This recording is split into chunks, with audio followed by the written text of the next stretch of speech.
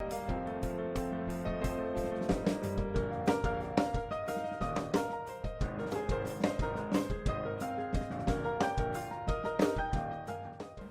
how can I assist you today, Carrie? Well, I want a style that can take me from work to just about anywhere.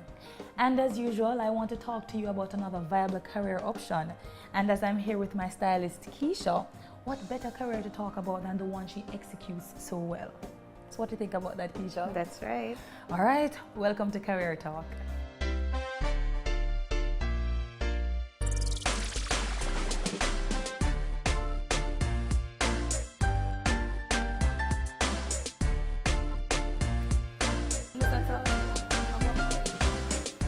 So while Keisha does her thing, let's talk. Did you know that hairdressing dates back to thousands of years? It seems people in just about every culture have found reasons to cut, add to, color, or in some other way change the look of their hair. And there is no sign that this career is going to die out anytime soon. According to the Ministry of Labor, hairstylist, as part of the category of personal care specialists, was among the top 10 hottest occupational areas in demand during the period April to June 2013. A similar picture is painted internationally, with the U.S. Bureau of Labor Statistics projecting that employment in this field will grow by 15.7% by the year 2020. It's a fast-growing business. I don't think it will ever get slower. The beauty industry is a thriving institution. It's also a profession that attracts people with a passion for the vocation. I like creating different styles. I enjoy doing that a lot, and I'm good at it. So I think it's a good choice. Keisha, what made this career so appealing to you? I love making people look pretty. I used to comb kids here at school. And when I go home, I have a sister that is a hairdresser and I used to assist her. So I just eventually branch off in it. Also known as a cosmetologist, beautician, or hairstylist, a hairdresser is someone who styles people's hair professionally. The job involves shampooing, cutting, coloring, chemically treating, weave making, and otherwise styling people's hair. Depending on the scope and size of the salon in which you work or operate, other tasks may include performing reception duties, compiling client records, and cleaning the salon, work areas, and equipment. Whatever the task, it's critical that the hairdresser consults with the client to best meet that person's expectations.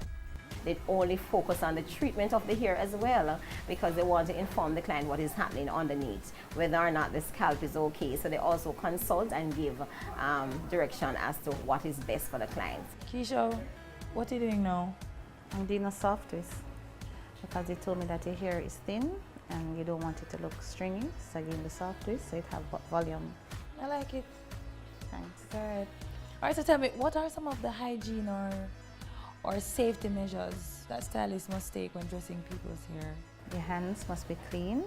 You must always, your underarm must always be covered. And your utensils that you use must always be sanitized.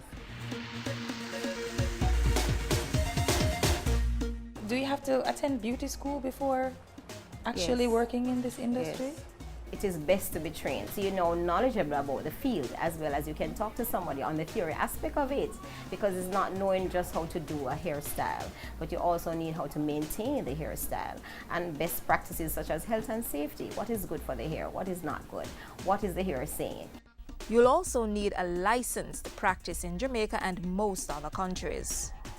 And you have to go and do a test with the license and carry your certificate when you're going to get the license. How do you attract and maintain clients? It's not easy. Good personality. And when you do your hair or style, you do it to the best of your ability, and that when somebody go out, they can see it and ask where you get your hair done. The industry right now, quote unquote, is kind of a competition, and the best persons win, because it's like music industry. If you do not keep abreast of what is happening, if you don't apply new techniques or better ways of doing the thing, make it more competitive, then you're gonna drop out the game. Keisha, you know one thing I didn't ask you about earlier? Money. And you can tell me what this hairstyle is going to cost a little later here. Okay. But is there good money to be earned in this industry? Yes, it is. Once you have a good clientele, you can make money. Have to have a plan. You have to have a business plan. You can't just think that, okay, I'm going to make some money, but you're not practicing best practices in terms of making sure that all your bills and receipts are kept and that you're keeping money management. Consider also taking your craft outside the salon to increase clientele. Yeah, the house calls continuously, and I have clients that come to my home.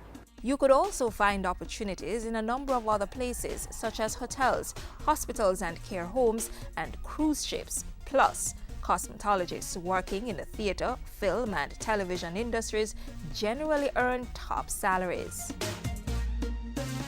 Whatever path you choose, remember that this is a job that generally has no set work hours, and it often calls for being on your feet for long periods at a time. But those who do this job say it's worth it. Skill is power, and one of my tagline is be your own boss. So how about it?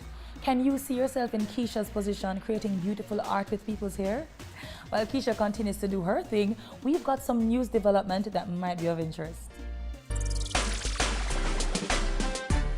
My personal view is that entertainment is the area of culture which have economic value.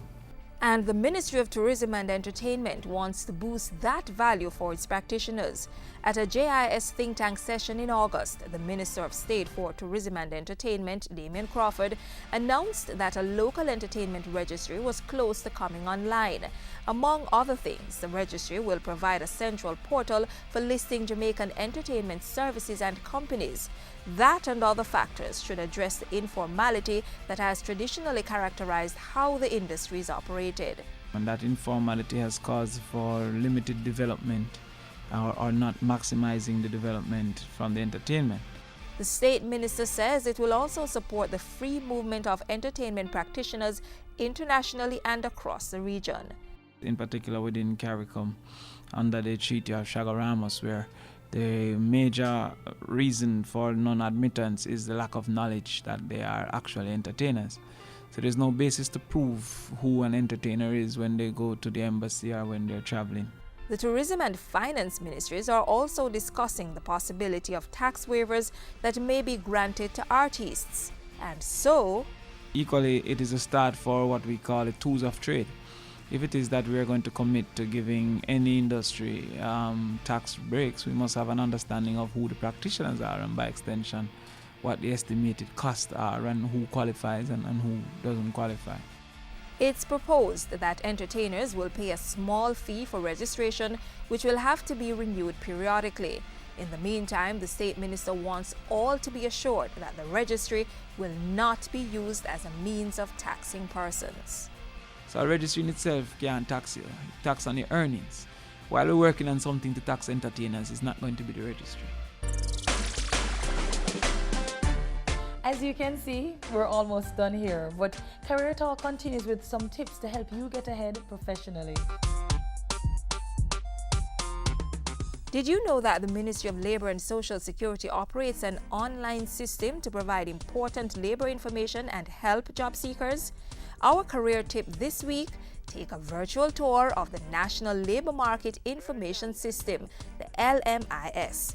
It's a job matching facility with a wide range of services offered via the website or at any ministry office island-wide. The services are available at no cost to the public.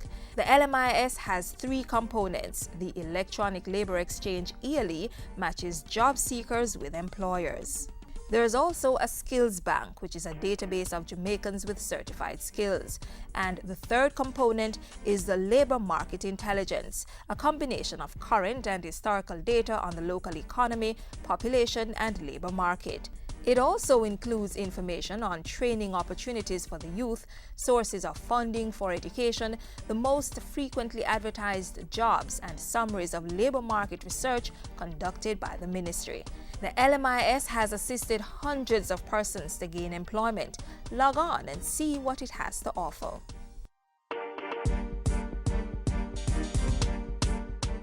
Keisha, I really like it. Thank you. Thank you. And thank you for tuning in yet again. Our career discussion ends here, but we're back next month with more from the industry of beauty. I'm off to enjoy my new hairstyle. See you then.